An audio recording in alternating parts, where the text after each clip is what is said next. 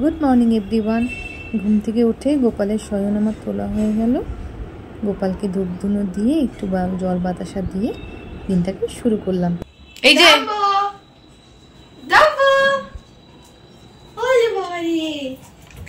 বলে আমি এসে গেছি, আমি এসে গেছি। না এখন খাওয়া দিদিভাই এক্সাম না, বল। আমি তো জানি, ওই জন্য আমি এখানে আসছি না। আমি এখানে আসছি না তো। চলো আমরা ওদিকে যাই, খাবো। হ্যাঁ, খিদা পেয়ে গেছে। কোন দিকে রান্নাঘর? কোন দিকে? এইদিকে? খাবারটা এইদিকে থাকে না? ওখানে কি চাই?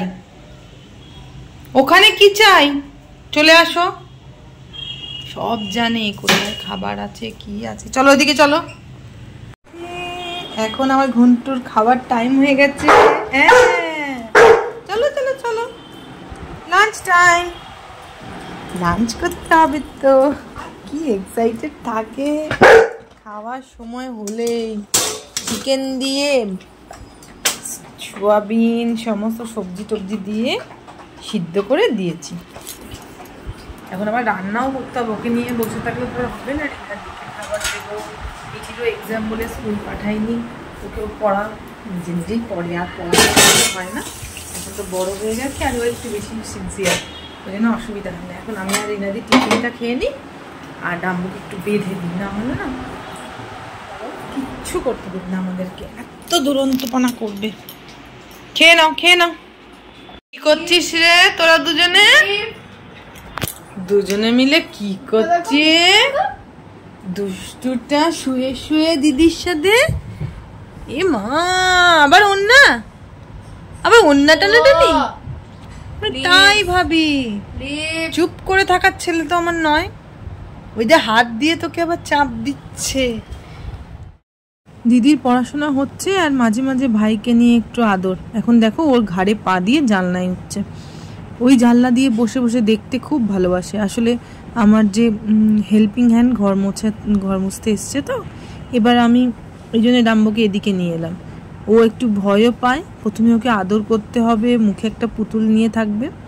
তনু পিসি আগে ওকে আদর করবে, তারপরে কাজ শুরু করতে পারবে। আর দুজনে মিলে দেখো কি দুষ্টুমি শুরু করেছে। কি হচ্ছে? কে বসে সোফার কভার টভার তো সব গেছে আমার। ছেদরা ছেদরি করে বসে দুজনে মিলে মুখটা দেখো। পরীক্ষা বকবে কি? সবাই কিন্তু দেখছে। বাপরে বাপ, পরীক্ষার সময় আর মিঠিটাও এই খেলা ফাঁকে ফাঁকে এসে ভাইকে আদর না করলেও হয় না। আরে কিন্তু কাটাকুটি করছে, ভালোও লাগে না। খাওয়া দাওয়া হয়ে গেছে। তারপরে এখন খাওয়া দাওয়া হয়ে গেছে দুজনের। কোথায় শোবে দেখো। ওকে আমি ওখানটা আটকেছিলাম যে ও গিয়ে ঘুমাবে না। দিদির কাছে এসে শুয়ে আছে। শুয়েছ? কি করবো, এদেরকে একজনের থেকে আরেকজনকে আলাদা করা যাবে না। মিঠিকেও বললাম যে পড়ছিস অনেকক্ষণ, এবার একটু রেস্ট নিয়ে নে। বিকালে আবার ইংলিশ টিউশন আছে, পড়তে যাবে, ততক্ষণ একটু ঘুমিয়ে নিক। এই যে আমরা কিন্তু ঘুমাচ্ছিলাম, আর ও দেখো আমার পাটাকে বসে বসে কামড়াচ্ছে। চাদরটাকেও তো প্রায় ছিঁড়ে ফেলেছে অলরেডি ঘুমের মধ্যে। আসলে কি 4:30 বেজে গেছে, ওর তো খাওয়ার টাইম হয়ে গেছে। এখনো রয়্যাল ক্যানিন খাবে, তাই জন্য এখন আমাকে কি করে তুলবে। খুব চালাক। ডাম্বু রয়্যাল ক্যানিন খাওয়া হয়ে গেছে, এবার আমরা যাচ্ছি ছাদে। সারাদিন তো ঘরের মধ্যে থাকে। মিঠি একটু পড়লো, এবার চলো একটু ছাদ থেকে ঘুরিয়ে নিয়ে আসি। আর তোমাদেরকেও একটু ছাদের আজকে ভিউটা দেখাবো, আমাদের ফ্ল্যাটের ছাদটা কীরকম, কি কি আছে ছাদের মধ্যে। এই দুষ্টুটাকে ছাদে তোলাটাও তো একটা খুব মুশকিল। উঠতেও চায় না, আবার উঠলে নামতে চায় না। তো চলো তোমরাও দেখতে থাকো।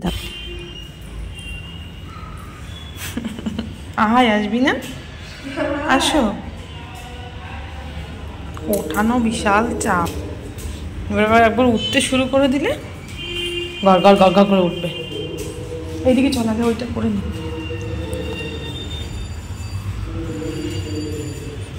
যাও।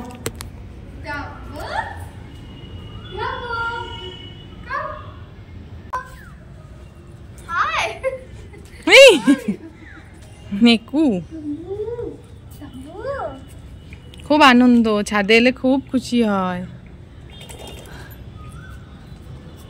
এই ছাদে আবার লাইট জ্বেলে দিয়েছে এত তাড়াতাড়ি। হ্যাঁ থাক। কি হচ্ছে? দিদির মাথার গাডার, ব্যাস। এই দেখেছো কিরম দুষ্টু। নো নো নো, উঠে পড়, উঠে পড়, ছিঁড়ে দেবে।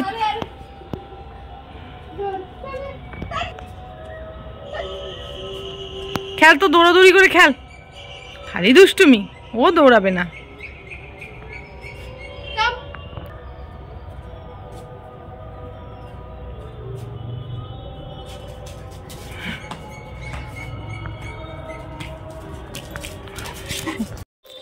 আমাদের ওই ছাদে ঘোরা হয়ে গেছে, এখন আমরা চলে এসেছি এই ছাদে।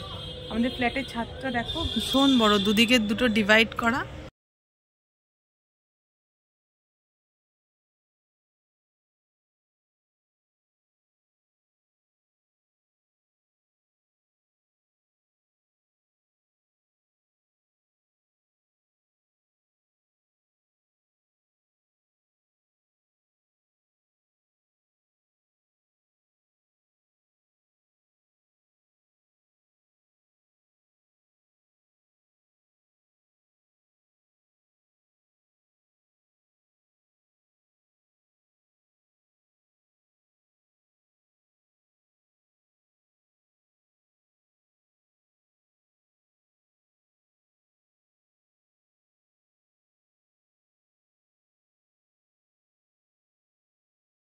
ছাদে একটু ঘুরে টুরে এসে মিঠি ওদিকে পড়তে বসে গেছে, আর আমি বানাচ্ছি একটু সবজি দিয়ে পাস্তা। ও অফিস থেকে এসে খাবে আর মিঠিও খেটে পড়তে বেরোবে, তাই জন্য পাস্তাটা একটু বানিয়ে নিলাম।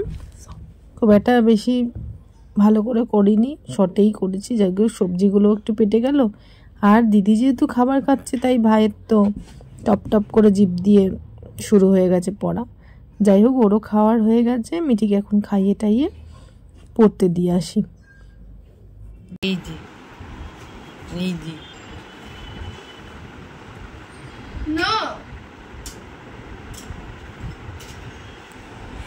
কিভাবে জ্বলে দেখো, কিভাবে জ্বলে দেখো মনাটা, কাবার দেখলেই হয়েছে মাথা খারাপ হয়ে যায় ওর। কিন্তু ও কিন্তু এখনই রয়্যাল ক্যানিন ছাদ থেকে ঘুরে এসে খেলো না, ছাদে যাওয়ার আগেই খেয়েছে। দেখি ডাম্বো এদিকে তাকা, আমার দিকে। এখন একটু বসো, হ্যাঁ এখন না আমার কাছে বসো, আদর আদর করি। সবসময় তো ওইসব বাজে অয়েলি খাবার খেতে নেই তো, তুমি তো ভালো ছেলে তাই না, তুমি তো আমার শুনতাম না। ডাম্বো ভয় পায় কিন্তু ওরা, ডাম্বো তো আদর করার জন্য ব্যস্ত। ভাই তো নেই, পড়তে গেছে, আর এই দুটো দাদা ভাই এসছে ওকে আদর করার জন্য, ওরা ওই দূর থেকেই আদর। তো চলো ব্লগটা এখানেই শেষ করছি, ভালো লাগলে প্লিজ সাবস্ক্রাইব করে দিও।